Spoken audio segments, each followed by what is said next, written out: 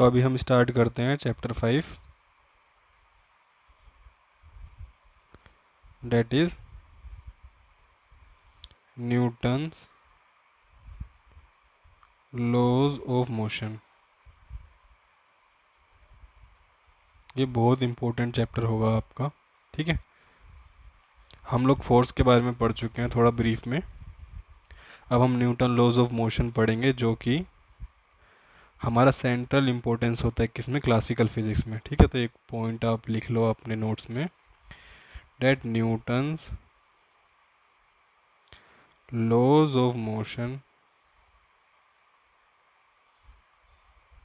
Are of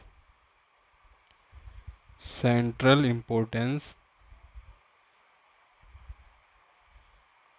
in classical physics.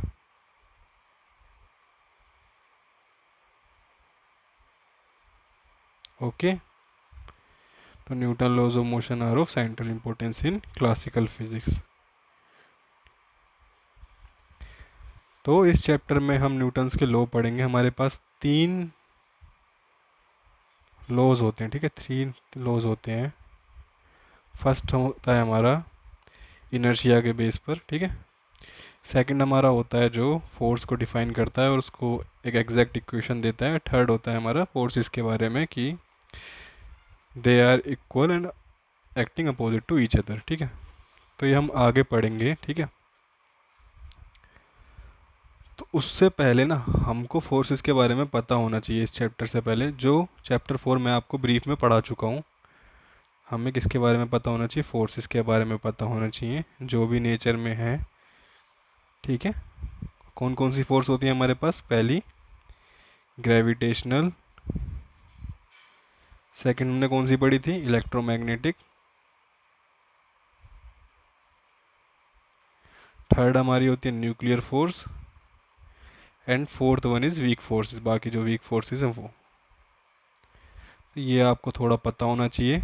बाकी हमने chapter 4 में स्प्रिंग फोर्स हमने पढ़ा था, टेंशन इन अ रोप पढ़ा था, and acceleration due to gravity, ये सब हमने पढ़ा था। तो हमको क्या क्या पता होना चाहिए, पहला फोर्सेस के बारे में पता होना चाहिए। दूसरा, हम किसी भी बॉडी को, ठीक है, ये हमारे पास सपोज एक बॉक्स है, एक बॉडी में मान लेता हूँ, एक सिस्टम मान लेता हूँ।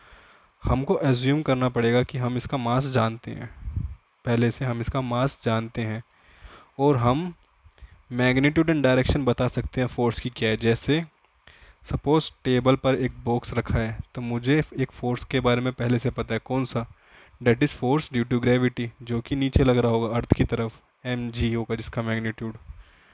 और उसके अपोजिट टेबल पे बॉक्स पर क्या एक फोर्स लगा रहा होगा, डेट इज़ रिएक्शन फोर्स। तो ये चीज़ें हमें फोर्सेस के बारे में पता होना चाहिए, तभी हम इस चैप्टर में आगे बढ़ पाएंगे अच्छे से और समझ पाएंगे और क्वेश्चंस को कर पाएंगे। तो ये वीडियो सिर्फ इतना ही है, ये इंट्रोडक्शन था हमारा, डेट इज़, ये इंट्रोडक्शन था। इसका मेन पॉइंट यही है कि Newton laws of motion are of central importance in central physics. ये हमारा इंट्रोडक्शन है।